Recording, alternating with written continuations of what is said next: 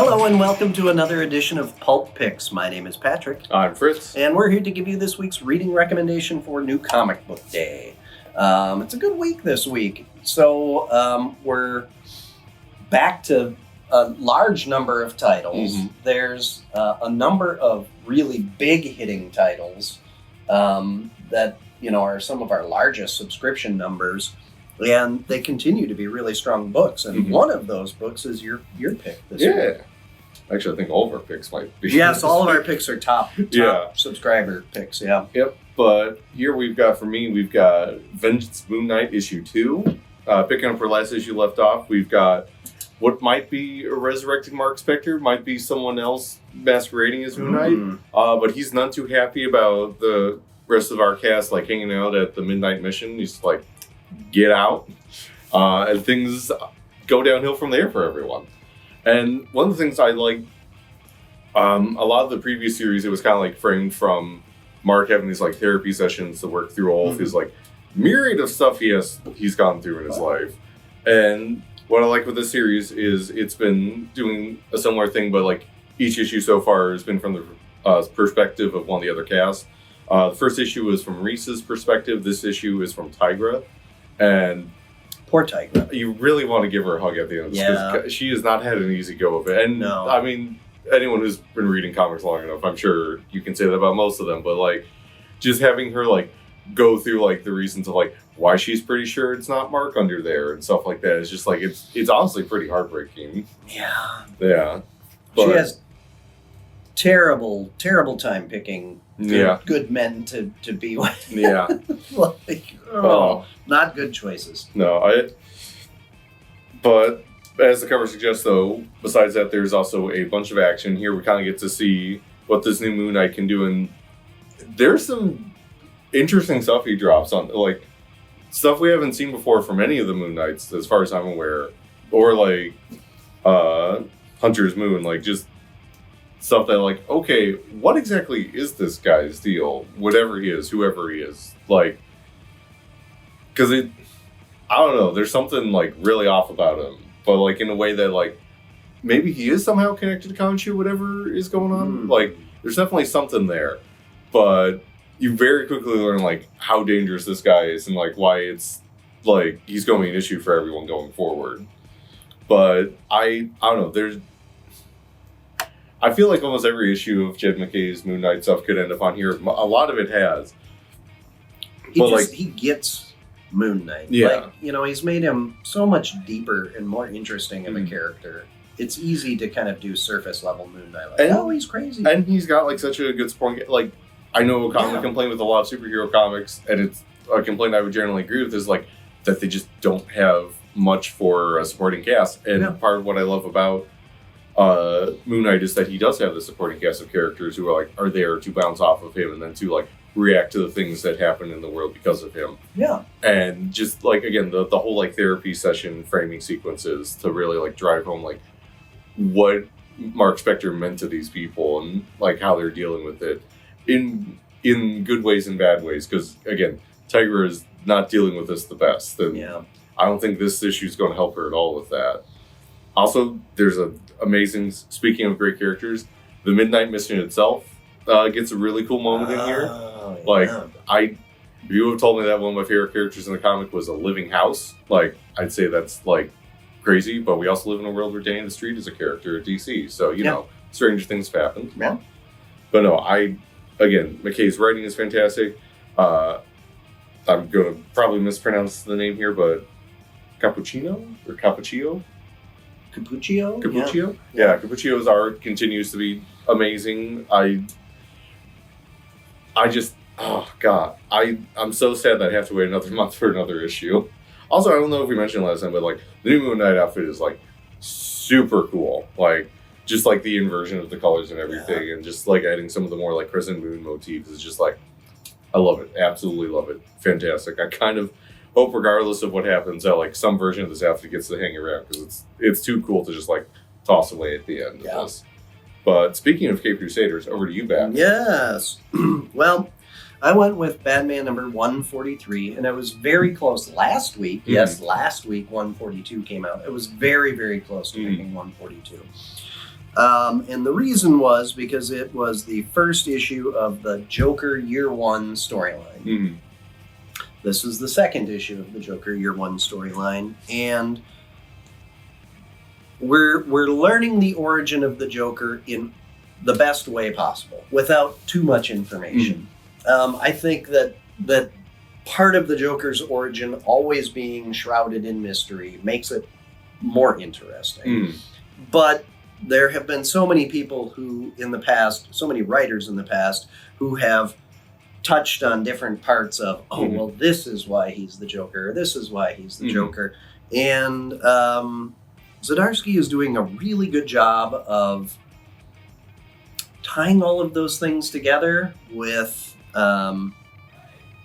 respect to those stories, but cleaning up. I mean, it's a rat's nest of backstories for the Joker. In that sense, it's good to describe a lot of comics. But and particularly DC, since their continuity is so messy. But this has been exceptional, and you realize that this has been the goal from the first issue that Zdarsky started writing on, and it is it's a masterstroke of writing. It is so good that, it kind of feels like, well, that was a really roundabout way to be able to do this, but also really just laid the groundwork to understand just how simple and complicated the Joker's origin really is. And, origins may be strong because it's really more just the beginning of the Joker. It's much more like, because like you were saying, it's not so much like how he became the Joker, ending up in the chemical bath and all that. It's more about once that happened, how did he become the clown prince of crime kind of thing. Yeah. And who is the Joker? The Joker separate from the person that eventually... what does it mean to be the Joker, in the same way that a lot of Batman origin stories about what does it mean to be the Batman? Yes. And it's just crazy. The art is great. We're jumping around on, a couple different styles, and that really, we're jumping around in time a bit here too. So there's the flashback stuff to the Joker in that very early stages of basically just coming out of the chrysalis, and you don't know what's real and what's not real. Some of this is just, it's still kind of up in the air as far as, you can't trust anything the Joker says, basically, or does. You don't know that any of it is genuine at all. And kind of one of the interesting lines is, what's beyond crazy? So you can be criminally insane, just bonkers, which obviously the Joker is, but is the Joker, does he transcend that to a different level of understanding or consciousness? Not on a mystical level or anything, just on a psychological level. And so you get the impression that maybe all of this is just intentional rather than, reactionary, which would make a lot of sense for the Joker and why the Joker is able to keep coming back again, and that really more is the goal than, he doesn't. I think it's pretty well established in DC lore that the Joker doesn't really want to kill Batman. He wants to continue going back and forth with Batman because that's the whole point. That's the fun of it. And they don't really touch on that in here, but they certainly leave that open to being a possibility. So it's just been a great book. Zdarsky is so good. When Chip made the jump from Daredevil to Batman, it's such an obvious, they share so many similarities in kind of the way that they approach things and their kind of gloom and doom and, all of that kind of stuff. And it was really easy to see, Chip Zdarsky is a very easy choice for this. But he's exceeded my expectations. It's been so good. It's one of the best Batman, probably since Scott Snyder took on Batman. I mean, it's that good, I think. But, and I think Scott Snyder's a legend. I mean, Port Owls and all that stuff. So good. So good. But anyway. All right, well, on to another, I think, somebody who's going to be considered a legend in comic book writing and drawing. I would say so. Yeah. So yeah, it's Transformers number 5. No one's. I think the only issue. I think like maybe 1 or 2 issues haven't ended up here, and that was just because like maybe we need to like not let it be Transformers this week. I think number 3 we skipped. There was a part of me that like thought like maybe we should do that again this week, but at the same time it's just like no, this like this needs to be on here. Like it's almost hard to describe because like everything I love about it, like I almost want to go into like too much detail.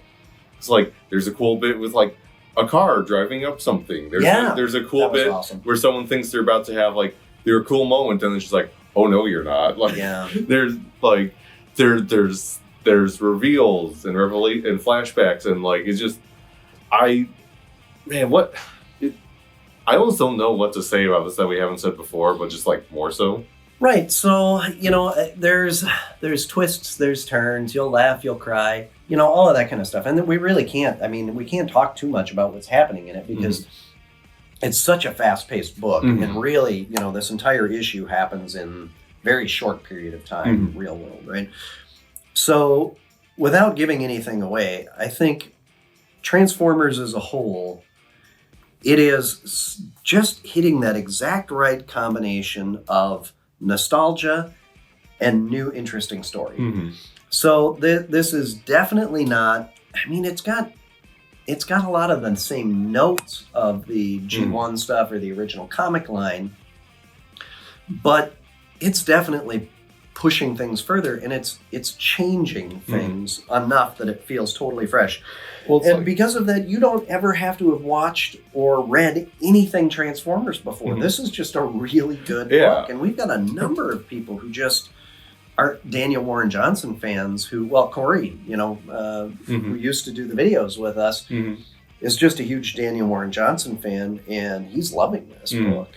Yeah, and like and that's the thing too, like it works if you are like a big Transformers fan, but if you are like, there are little things like this is probably the first like anything Transformers since the original series that has decided like, what if we actually like did something with Cliffjumper as a character? Yeah, like because like for this reason or that reason, Cliffjumper just like he's never been like a big character. Yep. And even like in the original series, it's not like he was like huge or anything, but like he had more of a personality. Thank you, Casey Kasem. Yeah, but like now with this, like he's just like this adorable little like smart alecky guy who just like kind of gets in over his head, but he's also like a lot tougher than he looks. Like he's just, I don't know, I love him. And he's bonding with a human. Yeah, his relationship with Carly is just like so adorable. The two of them just kind of like dealing with their mutual losses. Yeah, it's been so good. So in the letters page in the back of it, did you read that? So they're talking about. So Sparky's running around with the Transformers right now because Spike is in a coma. Yep. And somebody theorizes that they think that Spike's going to come back as a headmaster.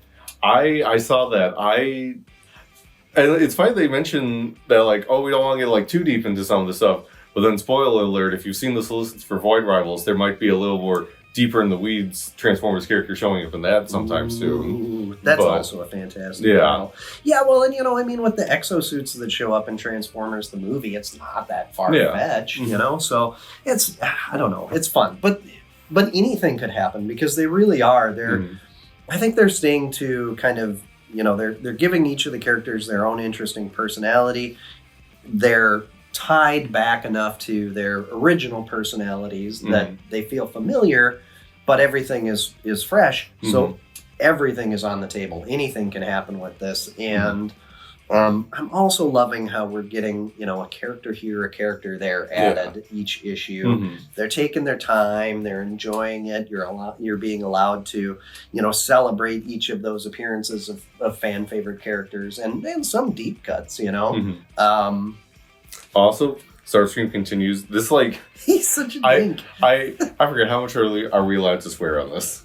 Minimally, I guess. I don't know. I don't know. Like this is the most like bastard version of Starscream I've ever like of any version of Starscream. Like this one, just like, oh my god, you are just the worst. He's definitely gonna get fragged at some point. Oh, It's always been wild for me because the version of Starscream I grew up with was from Armada Starscream, which if anyone here has ever watched that cartoon is basically like completely different from any other version of Starscream. It was actually like not like a super bad guy, and then to like grow up with that and now reading this just like complete opposite ends of the spectrum of a character form. It's wild. He's such a jerk. Yeah. Not making friends on either side of the aisle right now. But I love how like they're able to make him a jerk and make him get his comeuppances, but at the same time like he can still like be a threat at points. So, like there's like a couple moments in here which is like, oh yeah, no, like you kind of do see like for all his like scheming and whining and everything, like there's a reason he's as high in the like Decepticon chain of command as he is. Like he can be very dangerous. He's good at what he does for sure. He's just not likable while doing it at all. Yeah, and it's going to be really interesting to see what issue do we get the new artist on? Issue 7. Yeah, okay. So next issue will be the wrap up of the first arc. Then that'll be what's in the first trade paperback. And I can't remember who was the artist. We were both okay with it. Jorge Corona. They've done a bunch of stuff for like DC and like indie stuff. As soon as I saw it, just like, okay, that is a great fit for this. The promo image looks amazing. So this has been a fantastic book. Absolutely worth the hype. Like it is living up to all the expectations and beyond. So, well, it's a massive week. Not very often that you get, Batman, Amazing Spider-Man, Transformers, Moon Knight, all of them coming out the same week. We've got, not a whole lot left, but we did get some reprints of Ultimate Spider-Man #1. Yeah, that's going to go to a third printing. I'm pretty sure. I'm surprised they haven't announced it. Have they announced it? They probably might have announced it already. Yeah. I look at so much stuff before I order. It's hard to know. They just announced that Ultimate X-Men, which doesn't even come out till next month, is going to a second printing. Yeah, it's bonkers. It's been so good, though. And Ultimate Black Panther, obviously, was one of our picks last week. And is also going to a second printing already. I think that one also got announced before the first issue even came out. Yeah, it's crazy. But yeah, there's been so much good stuff coming out. And you got to get in, check it out for yourself. Be sure to leave some comments on what you're reading and enjoying. Like, follow, subscribe, do all that stuff. Check out the website, pulpcg.com. And we will be back next week with even more picks because they'll come out with more comics and we're going to love some of them, without a doubt. So we might even love most of them. Yeah, well, probably. Most of what I read, I absolutely love. So in the meantime, hope that you love what you're reading, and we will be back next week. Take care.